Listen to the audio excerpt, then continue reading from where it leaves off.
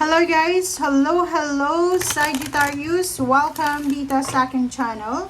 Kapalaran 888 Sagittarius. Alamin natin kung anong messages, vibration, gabay energy. Para sa lahat, this is general reading. Wow! Sagittarius, a hidden gift. Nakatagong regalo. Bakit ganon? Okay. Okay, Sagittarius, this is number 9.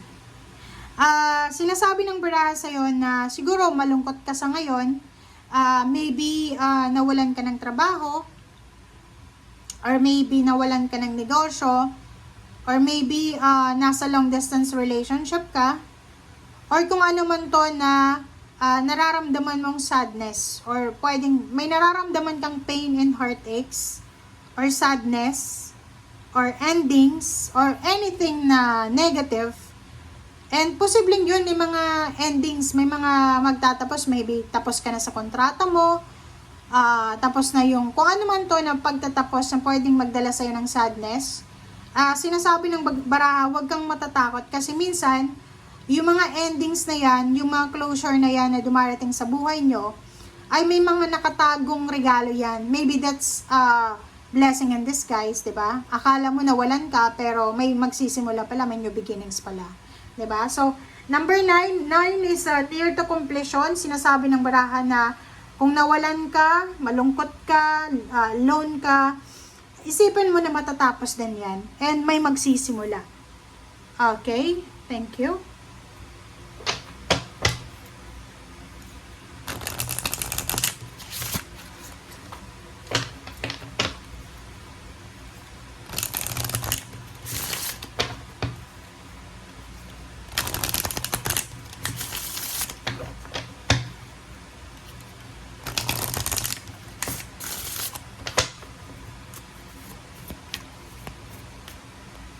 Okay.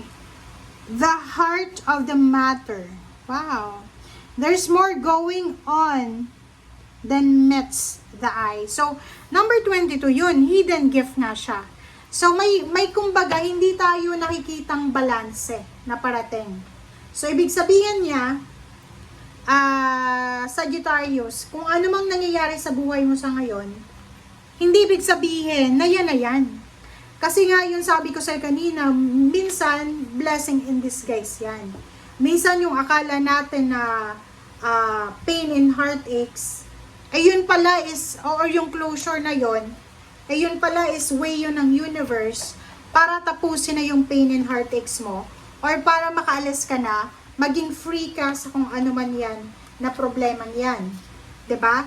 And yung iba din sa inyo, diba, pag halimbawa, nawalan ka ng trabaho, feeling mo, katapusan na ng mundo. No.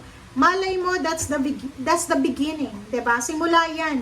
Pagsisimula yan ng pwedeng makakalipat ka sa mas magandang company, sa mas magandang lugar, or sa mas magandang, kumbaga, boss or employer.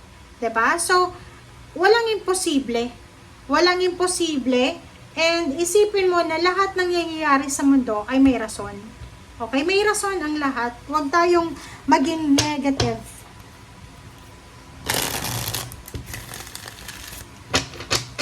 Okay.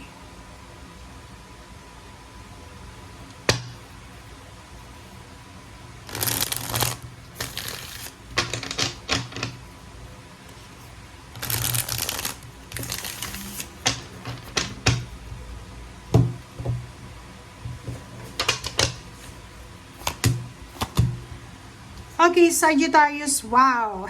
May matagal kang hinihintay. This is maybe communication. This is maybe clarification, answered, prayers, or anything. Sinasabi ng barahan na may paparating sa buhay mo, Sagittarius, na pwedeng magdala ng liwanag. So, maybe, sinasabi ng baraha sa'yo na merong, kumbaga, magsisimula sa buhay natin na pwedeng magdala sa atin ng clarity, awakening, or solution or answers.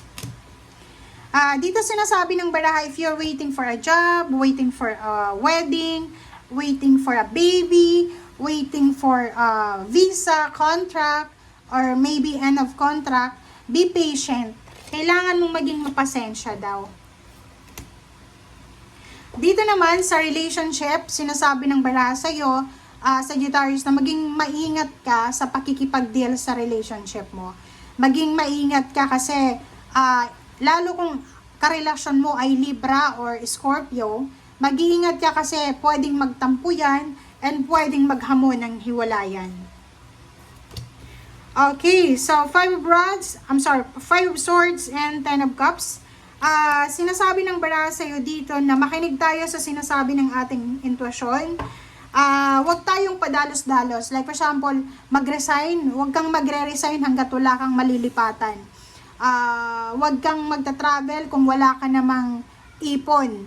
And yung 10 of Cups dito, sinasabi na huwag mong i-give up yung family mo. Sinasabi ng 10 of Cups dito na wag mong iiwanan yung trabaho mo, wag kang magre-resign, wag kang tatamarin just because may problema kayong mag-asawa or pamilya.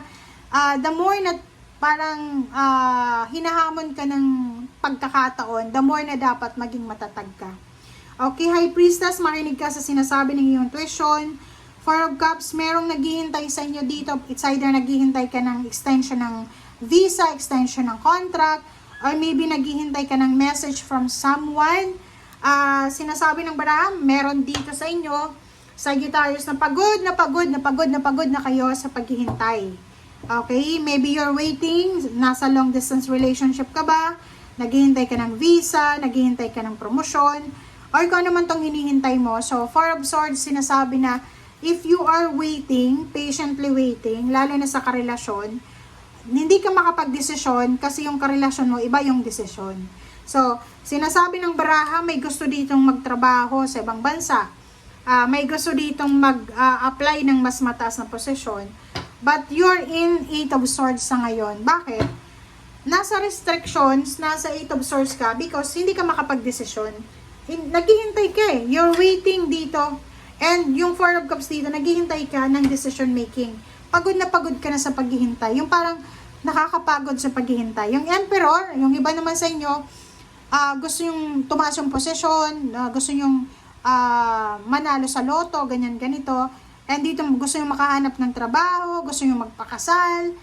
Ang dami-dami yung gusto. Okay? Yung iba sa inyo dito sa Sagittarius, gusto ng maka-migrate sa Canada or sa ibang bansa or sa ibang planeta. Diba? Parang ganun. And sinasabi ng baraha na natatagalan ka na. You're waiting so much time na. Nandito yung Temperance, sinasabi ng baraha na kailangan pa natin ng konting pasensya, guys. Okay? Kasi pag hindi ka nakapagpasensya dito, kung ano lang yung maisip mong gagawin mo, which is, nandito yung 4 of Cups na pagsisisihan mo din yan sa bandang huli. So, useless yung decision mo ngayon kung pagsisisihan mo lang naman. So, much better na maghintay ka. Okay? Thank you, guys. Bye!